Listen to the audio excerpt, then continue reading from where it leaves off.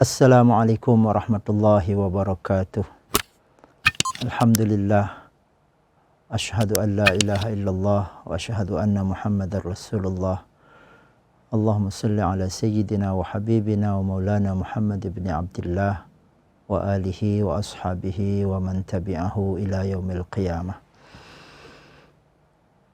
Kaum muslimin dan muslimat yang dirahmati Allah, tinggal menghitung hari, kita akan memasuki hari raya Idul Adha, di mana kita sama-sama memahami, sama-sama maklum bahwa Allah sangat menganjurkan kita untuk melaksanakan satu ibadah yang sangat mulia padanya, yaitu berkurban. Kita dapat melaksanakan di hari pertama, kedua, ketiga, atau hari keempat. Berkurban merupakan satu amalan yang pahalanya sungguh dahsyat, yang pahalanya sungguh-sungguh sangat luar biasa. Dan betapa rugi kita yang mampu ketika tidak melaksanakannya. Dan ketika kita hitung, andaikan harga kurban itu 2,5 juta, maka perharinya cuma 7.200 sekian atau mungkin 7.300 sekian. Jadi bagi kita yang mungkin di pagi hari ke kafe, makan satu bungkus nasi gurih, segelas kopi, sepotong kue, itu sudah 10.000. Tapi untuk berkurban cuma dengan 7.300 rupiah akan mendapatkan imbalan yang sangat luar biasa. Maka kurban ini tidak akan pernah menjadi wajib kecuali kita sudah nazarkan. Ketika kita sudah bernazar, misalnya, ya Allah, kalau cita-citaku yang ini tersampaikan, terwujudkan, terlaksanakan, maka aku akan berkurban dengan seekor kambing, seekor lembu, 2 lembu, 1 kerbau, 2 kerbau, 3 kerbau, dan seterusnya. Maka pada saat itu barulah berkurban itu hukumnya wajib. Apabila kita tidak melaksanakan, maka Allah Subhanahu wa taala akan tuntut kita di akhirat nanti. Atau ta'yin. Ta'yin nanti kita tentukan. Misalnya kita mengatakan kepada keluarga kita, kepada anak kita, nak, kambing ini jangan jual ya. Kambing ini kita kurbankan. Dengan kambing ini nanti kita akan berkurban 2 tahun yang akan datang. Maka ini sama dengan nazar. Maka hukum kurban pertama adalah wajib ketika dia dinazarkan atau dia dita'yinkan. Kemudian yang kedua, sunnah muakkadah. Sangat-sangat sunat, dia di bawah wajib. Ya, mungkin kalau kita mau mengukur-ngukur lebih kurang, kalau yang wajib itu nilainya 100, kalau yang sunnah muakkadah nilainya bisa 95, bisa 99 bahkan. Tapi dia tetap tidak akan mencapai kepada wajib. Yaitu bagi kita yang mampu, dan berkorban tidak seumur hidup sekali. Tapi berkorban itu setiap tahun bila kita mampu, tidak mengganggu aktivitas kita yang lain, tidak mengganggu kewajiban kita yang lain, maka berkorban itu sunnah muakkadah.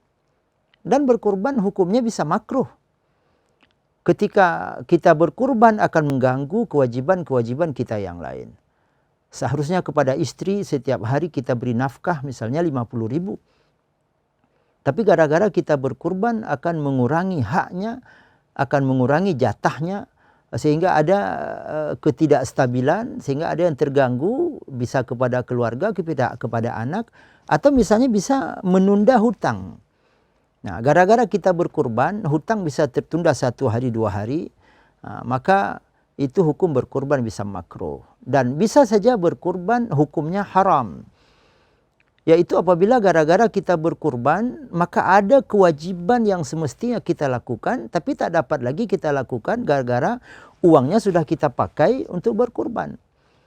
Misalnya kita punya hutang 5 juta, jatuh tempo pada hari yang ke-10 Idul Adha. Dan kita punya uang, sudah punya uang. Misalnya kalau tadi hutang 10 juta, kita sudah punya 10 juta dan kita tidak punya uang yang lain.